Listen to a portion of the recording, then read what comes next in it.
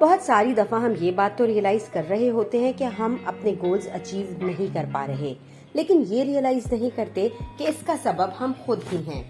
کبھی ہمیں اپرچونٹیز نہیں ملتی اور کبھی ہمارے کچھ رویے ان ناکامیوں کا سبب ہوتے ہیں، اور عموماً ان وجوہات کی وجہ سے ہم سیلف سیبوٹاج یعنی آپ ہی اپنی تباہی کے ذمہ دار ہوتے ہیں۔ سیلف سیبوٹاج میں آپ ذہنی اور جسمانی دونوں طریقوں سے اپنی صلاحیتوں کو مجروح کر رہے ہوتے ہیں، اور عموماً ہمیں اس بات کا اندازہ ہی نہیں ہوتا کہ ہم اپنے ساتھ کیا کر رہے ہیں۔ اس لیے ضروری ہے کہ ہم اپنے ان رویوں پر نظر ڈالیں جو ہمیں ہمارے گولز کو اچیو نہ کرنے دینے میں اور ہمیں خود کو سیبوٹاج کرنے میں کوئی نہ کوئی کردار ادا کر رہے ہیں۔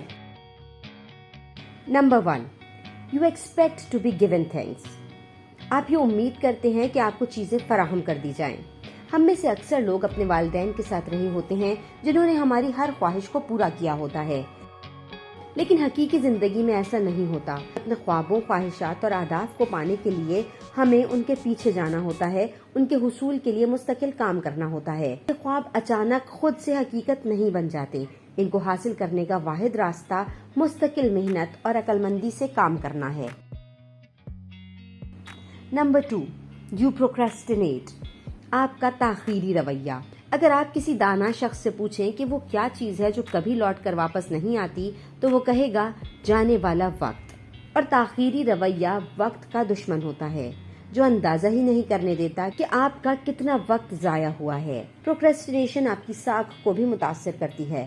اگر آپ کے ساتھ کام کرنے والے اس بات کو جانتے ہیں کہ آپ کبھی ڈیڈ لائن میٹ نہیں کرتے، تو بہت ممکن ہے کہ وہ آپ کے ساتھ کام کرنے کو ترجیح نہ دیں، اور اس کے نتیجے میں دفتر میں آپ کی ساکھ متاثر ہو۔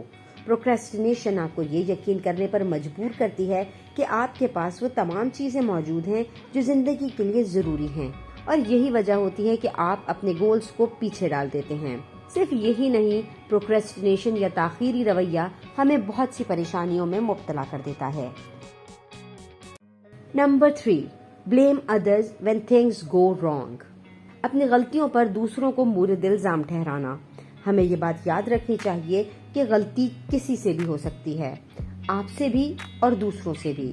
اگر آپ سے غلطی ہو جائے تو اسے قبول کرنا آپ کے ارد گرد والوں کو یہ بتاتا ہے کہ آپ اپنے عمل کی ذمہ داری قبول کرتے ہیں، اور اگر آپ اپنی غلطی تسلیم نہیں کرتے اور الزام دوسروں پر رکھتے ہیں تو دراصل آپ خود احتسابی میں ناکام رہتے ہیں اور خود کو اس غلطی سے سیکھنے اور آگے بڑھنے کے عمل سے روک رہے ہیں۔ یہ ضروری ہے کہ آپ اس غلطی کو نہ صرف مانیں بلکہ اس پر غور کریں کہ یہ کیسے ہوئی، تاکہ آپ اپنی غلطی سے سیکھ سکیں۔ Number 4، pick fight with your friends. اپنے دوستوں کے سامنے طریقے سے اپنا موقف پیش کرنا یا ہیلدی آرگیومنٹ کرنا رشتے میں ایک مضبوطی کی علامت ہے۔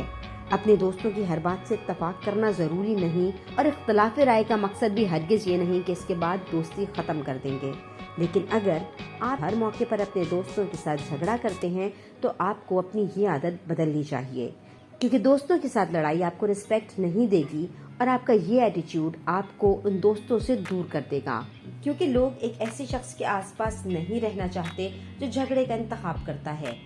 اگر ایسا ہے تو آپ کو خود پر کام کرنے کی ضرورت ہے۔ چیزوں کو ذاتی طور پر لینے سے پہلے دوسروں کے موقف کو سمجھنے کی کوشش کریں۔ Number 5، ignoring the red flags of relationship۔ محبت اندھی ہوتی ہے، یہ جملہ ہم اکثر سنتے ہیں، اور اس اندھی محبت میں عموماً ہم ریڈ فلیگز کو اگنور کر دیتے ہیں۔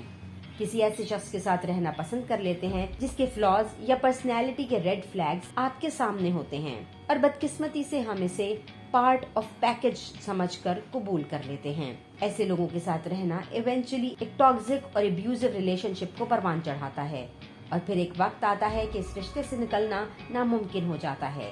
ریلیشن شپس میں ریڈ فلیگز کسی بھی مقام پر نظر آئیں، انہیں کسی صورت نظر انداز کر کے قبول نہیں کرنا چاہیے، کیونکہ اس کا نقصان صرف آپ کی ذات کو پہنچتا ہے۔ Number 6، you don't express your feelings. جب بھی کوئی ہم سے پوچھتا ہے کہ آپ کیسے ہیں، ہمارا انسٹنکٹ جواب ہوتا ہے بالکل ٹھیک ٹھاک۔ اندر سے چاہے ہم کتنی ہی ٹوٹ پھوٹ کا شکار کیوں نہ ہوں، لیکن ہم اپنے جذبات اور احساسات کا اظہار نہیں کرتے۔ اپنے جذبات اور احساسات کا اظہار نہ کرنا ان چند طریقوں میں شامل ہے جو آپ کو ذہنی پریشانی میں مبتلا کرتے ہیں۔ जब हम अपने इमोशंस को एक्सप्रेस नहीं करते तो हम अपने साथ गलत करते हैं। हम अपने इमोशंस को दबा लेते हैं, लेकिन अंदर ही अंदर वो हमें मुस्तकिल उदास रखते हैं। तो अब जब नेक्स्ट टाइम कोई आपसे पूछे कि आप कैसे हैं, तो उन्हें हकीकतन बताइएगा कि आप कैसे हैं। Number 7, choosing to walk away when things get difficult. Challenges हमारी जिंदगियों का लाजमी हिस्सा हैं। ये हमें जिंदगी गुजारने के लिए तैयार करते हैं, और जैसे जैसे हम चैलेंजेस से एक्सपीरियंस लेते रहते हैं, वैसे वैसे हमारा एक फाइन वर्जन बनता जाता है। अगर आप इन चैलेंजेस से भागना शुरू कर देते हैं तो दरअसल अपनी सलाहियतों को निखारने देना ही नहीं चाहते। अगर चीजें मुश्किल हैं तो उनका सामना करना ही अक्लमंदी है, ना कि उन्हें छोड़कर चले जाना, फिर चाहे वो रिलेशनशिप्स का मामला हो, नौकरी का या करियर का। Number 8, refusal to work towards your goal. ज्यादातर लोग नाकामी के खौफ से अपने गोल्स गिव अप कर देते हैं और खुद को ये कहकर यकीन दिलाते हैं कि शायद ऐसा करना अच्छा नहीं होता। लेकिन अगर आपने गोल्स अचीव करने की तरफ कोई कदम उठाया ही नहीं, तो आप ये कैसे कह सकते हैं? अपने मकासद में नाकामी आपको इतना अफसरदा नहीं करती जितना ये दुख अफसरदा करता है कि आपने जो ख्वाब देखे थे उन्हें पूरा करने के लिए कुछ नहीं किया। Number 9, people pleasing. लोगों को खुश करने की कोशिश बेसूद है, क्योंकि हम कभी भी सबको खुश नहीं रख सकते, और इससे आपको वो इज्जत नहीं मिलती जिसकी आप मुस्तहिक हैं, क्योंकि लोग ये जानते हैं कि वो आपको अपनी मर्जी के मुताबिक कंट्रोल कर सकते हैं। और क्योंकि आप पीपल प्लीजर हैं तो आप उनकी गलत बात को भी गलत नहीं कहेंगे। लोग आपसे खुश हों और इसके लिए आप लोगों की खुशामद करें, ये एक घाटे का सौदा है, क्योंकि हम जानते हैं कि हर शख्स हमारा दोस्त नहीं हो सकता, तो फिर हम ऐसी कोशिश क्यों करें। Number 10, addictions. आदत चाहे नशे की हो या किसी इंसान की, दोनों ही नुकसानदेह हैं। किसी भी चीज की लत आपकी ज़हनी और जिस्मानी दोनों सेहतों को मुतासर करती है। अगर आप हर रोज कई सिगरेट्स पीते हैं तो आप अपनी सेहत को खतरे में डाल रहे हैं। जुआ आपके माली मामलात को तबाह कर सकता है। अगर आप अपनी किसी एडिक्शन से परेशान हैं तो आपको इस पर काम करना होगा। अपने आप को मसरूफ रखें। अगर आप किसी मखसूस कंपनी में होते हुए नशा करते हैं तो इस कंपनी को छोड़ने की कोशिश करें। अपने लिए डिफरेंट एक्टिविटीज ढूंढें जो आपको इन एडिक्शन से दूर रखें, जिनकी वजह से आपकी पर्सनैलिटी मुतासर हो रही है। Number 11, self criticism. जब आपको खुद पर ही यकीन नहीं है तो आप कैसे अपने गोल्स अचीव कर सकते हैं? आपको सबसे पहले खुद को ये यकीन दिलाना होगा कि आप हर मुश्किल का सामना कर सकते हैं, हर रुकावट को अबूर कर सकते हैं। यही यकीन आपको अपनी लिमिट से आगे जाने पर मजबूर करता है। हर मौके पर खुद पर तनकीद करना आपकी सेल्फ स्टीम को कमजोर करेगा और आपको कामयाबी की तरफ बढ़ने नहीं देगा। Over thinking. बहैसियत इंसान हम चीजों पर पहले ही इतना ज्यादा सोचते हैं कि जब कुछ बुरा होता है तो वो हमें उतना बुरा नहीं लगता, क्योंकि हमने इससे ज्यादा बुरे का तसव्वुर किया होता है।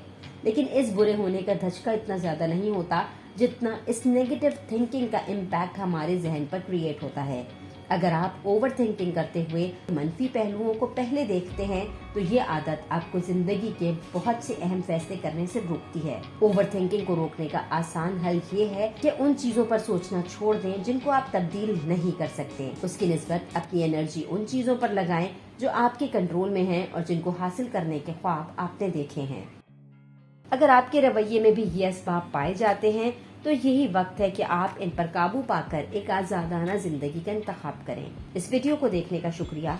अगर आप सेल्फ इम्प्रूवमेंट पर मजीद वीडियोस देखना चाहते हैं तो हमारे चैनल को सब्सक्राइब करें।